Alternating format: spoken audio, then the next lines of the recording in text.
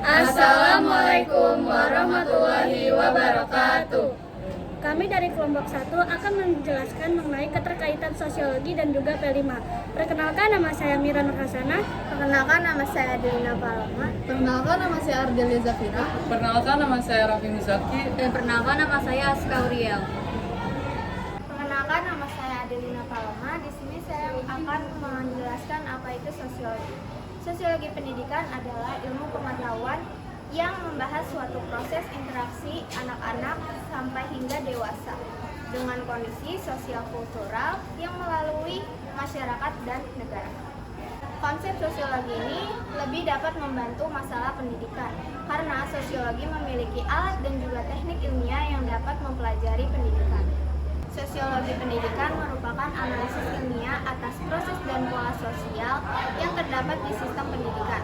Maka dari itu, para pendidik lebih mengenal sosiologi walaupun mereka bukanlah ahli sosiologi. Sekian dari saya. Perkenalkan, nama saya Ardelia Zafira. Sekarang saya akan menjelaskan apa itu P5. P5 merupakan singkatan dari Proyek Penguatan Profil Pelajar Pancasila. Proyek ini merupakan bagian dari kurikulum Merdeka. P5 adalah sistem pembelajaran yang bertujuan untuk mengamati dan menemukan solusi atas permasalahan terjadi pada lingkungan sekitar menggunakan 5 aspek utama, yaitu potensi diri, pemberdayaan diri, pemahaman diri, peningkatan diri, dan peran sosial.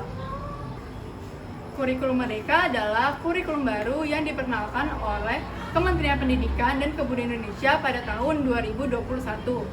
Tujuannya adalah untuk memberikan kebebasan dan kemandirian kepada siswa dalam menentukan pendidikan yang sesuai dengan minat dan bakat masing-masing.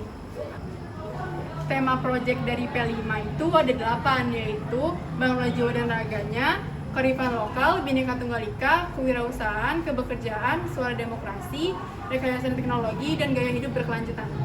Di SMA Negeri 9 Bekasi memilih 3 tema, yaitu bangunlah jiwa dan raganya, Bhinneka Tunggal Ika, dan kearifan lokal. Pada masing-masing tema tersebut terdapat minat dan bakat yang dapat dipilih siswa berdasarkan hal yang siswa tersebut minati atau bakati.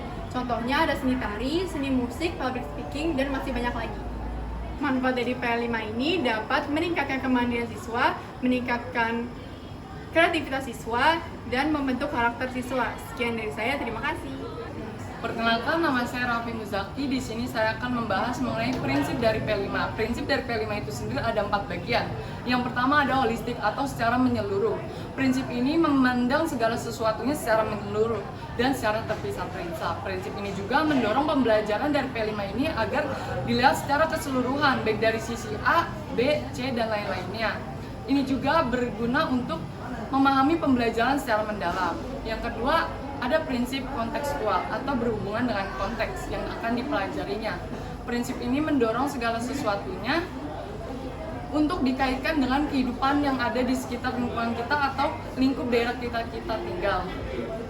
Di mana prinsip ini juga mendorong peserta didik agar berpusat pada kegiatan-kegiatan atau hal-hal yang terjadi di lingkungan kita atau daerah tempat kita tinggal sebagai bahan pembelajaran, wadah pembelajaran dari pembelajaran P5 itu sendiri. Yang ketiga ada eksploratif.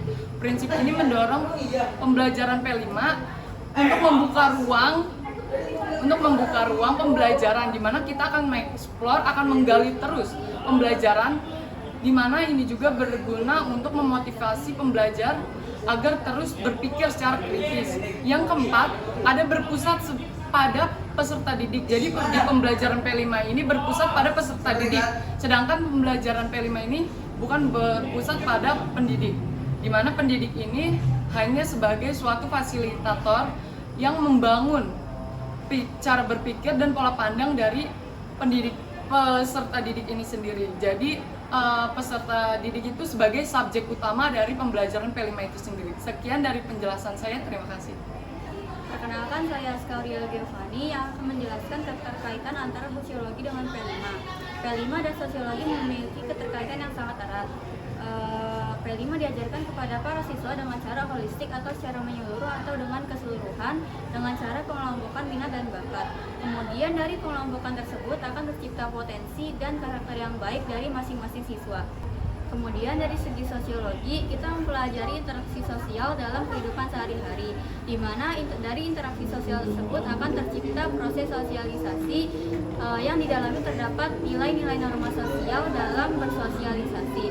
Kemudian dari proses sosialisasi tersebut juga akan terbentuk proses pembelajaran, pembentukan kepribadian yang akan mengarah kepada pembentukan karakter yang baik pada diri siswa, sehingga dapat dilihat dari baik dari segi sosiologi maupun P5, keduanya memiliki tujuan yang sama, yaitu sama-sama membentuk karakter yang baik pada diri siswa. Perkenalkan, nama saya Mira Nurasana. Saya akan menjelaskan kesimpulan yang dapat ditarik dari penjelasan-penjelasan yang telah diberikan. Jadi, kesimpulan dapat ditarik dari penjelasan-penjelasan yang telah diberikan, yaitu sosiologi dan juga P5 memiliki keterkaitan yang erat. Dilihat dari tujuannya yang sama-sama ingin membentuk karakter siswa, baik secara akademik non-akademik maupun secara sosial. P5 sendiri adalah sebagai wadah untuk menampung bakat dan minat siswa, serta sosiologi sebagai wadah dalam pembelajaran interaksi sosial. P5 sendiri memiliki prinsip holistik atau keseluruhan, dan sosiologi adalah dasar serta penyempurnaan dari kesuksesan P5 untuk mewujudkan karakter siswa dan siswi itu sendiri. Sekian yang dapat kami sampaikan, semoga bermanfaat bagi kita semua. Mohon maaf apabila ada kekurangan dan kesalahan. Wassalamualaikum warahmatullahi wabarakatuh.